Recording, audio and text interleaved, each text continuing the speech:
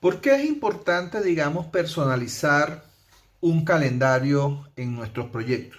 Recordemos la premisa que acabo de comentarle de que yo en Primavera P6 puedo tener varios calendarios coexistiendo en un mismo proyecto, porque las características de cada actividad podrían requerir un calendario en particular. Pero ahora bien, ¿por qué es importante este tema de definir con cierta precisión la hipótesis de calendario? Porque yo defino, por ejemplo, en un calendario cuáles son los días festivos que las personas o las actividades asociadas a ese calendario, cuáles son los días festivos que tiene vigente ese calendario. El horario de trabajo. Miren, muchachos, no es lo mismo decir mi horario de trabajo es de 8 horas al día. A decir, mi horario comienza a las 7 de la mañana, termina a las 11, de 11 a 2 hay un almuerzo, hay un espacio de receso y de 2 a 6 termina la jornada de la tarde. Y eso me suma 8 horas. No es lo mismo. No es lo mismo decir se trabajan 8 horas a se trabajan estas horas en particular. ¿Ok? Eso pudiera ser un poco abstracto cuando la actividad o el proyecto, ¿ok? Yo la mido en días administrativos o en horario administrativo. Pues allí, digamos, no es que no es importante, sino es que no es tan representativo o no es tan impactante, porque si pues todas las actividades se van a trabajar de lunes a viernes de 7 a 11 y de 7 a 12 y de 2 a 6, pues todas mis actividades, todos mis días van a tener 8 horas de trabajo de lunes a viernes. ¿Ok? Pero, por ejemplo, hay proyectos donde uno programa a nivel de horas, no a nivel de días, sino a nivel de horas. Por ejemplo, un proyecto normal, los más comunes, tú puedes decir que las actividades tienen la duración de un día, de 2 días, 3 días, 4 días, 15 días, 20 días. ¿Ok?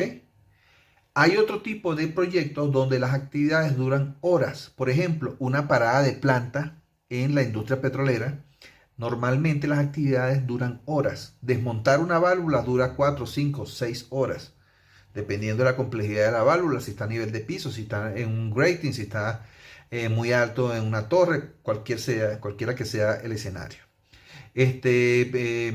Instalar un filtro, eso es una actividad que dura horas. ¿Por qué? Porque las ventanas de tiempo en una parada de planta es muy chiquitica, ¿ok? Y las actividades se programan con una precisión muy exacta o lo más preciso posible. Entonces se programa a nivel de horas. ¿Ok? Entonces yo necesito un calendario definido en horas, donde yo le digo, desde tal hora a tal hora, se trabaja en mi parada de planta, que normalmente son 24 horas, ¿ok? Y yo digo que esta actividad, la actividad A tiene una duración de 4 horas y la actividad B tiene una duración de 2 horas. La actividad B no va a comenzar el día siguiente, sino que va a comenzar luego de las 4 horas, o sea, la hora 5, por ejemplo, ¿ok? Y ese nivel de precisión yo necesito mostrarlo en mis calendarios, en ese tipo de proyectos. Por ejemplo, cuando yo soy inversionista, ¿ok? Yo soy un inversionista a alto nivel, tal vez programar a nivel de días no me aporte valor. ¿Ok? Porque si voy a ejecutar un proyecto de 5, 4, 7 años, una inversión de 4, 5, 7 años, programar a nivel de días. ¿Ok? Entonces yo podría programar a nivel de semanas. Entonces yo le digo, esta actividad dura 4 semanas o esta actividad dura 5 meses. En fin, va a depender del tipo de proyecto, va a depender del tipo de actividades, va a depender del nivel de precisión o de exactitud que yo necesite dibujar en mi hipótesis de línea base. Este tema de los calendarios tiene particular importancia cuando yo estoy dibujando mi línea base, cuando estoy haciendo mi hipótesis de ejecución. ¿Ok? ¿Por qué? Porque ahí es cuando yo estoy diciendo, bueno, mi proyecto va a durar 5 años, mis ventanas de ejecución son de tanto tiempo, etcétera, etcétera. O mi parada de planta dura 28 días, yo trabajo 24 horas durante 28 días, ¿ok? Y yo tengo una secuencia mucho más precisa. Esa es la relevancia que tiene la definición de los calendarios. Mientras más cercanos nosotros podamos dibujar la hipótesis de ejecución de mi línea base, pues menores desviaciones yo voy a tener durante la ejecución del proyecto. Pila con este tema. Los calendarios obviamente están muy asociados a la duración de las actividades. Si yo tengo un calendario, por ejemplo, que dura de lunes a viernes de 7 de la mañana a 5 de la tarde, y yo tengo una actividad que dura 10 días y comienza un lunes, yo tengo que tener en cuenta el calendario que le tengo asignado a esa actividad, porque si el calendario me dice que sábado y domingo son no laborables, ¿ok? Yo tengo que saber leer que son 10 días hábiles y no 10 días calendario. Si yo tuviera un calendario que es de lunes a domingo continuo, entonces en ese caso mis 10 días sí van a ser 10 días corridos, porque mi calendario lo tengo definido como que sábado y domingo es laborable. Entonces aquí hay ciertas definiciones que el software no lo sabe. Nosotros como estrategas somos que tenemos que darle esas instrucciones a el software para que las considere en las simulaciones. ¿Ok?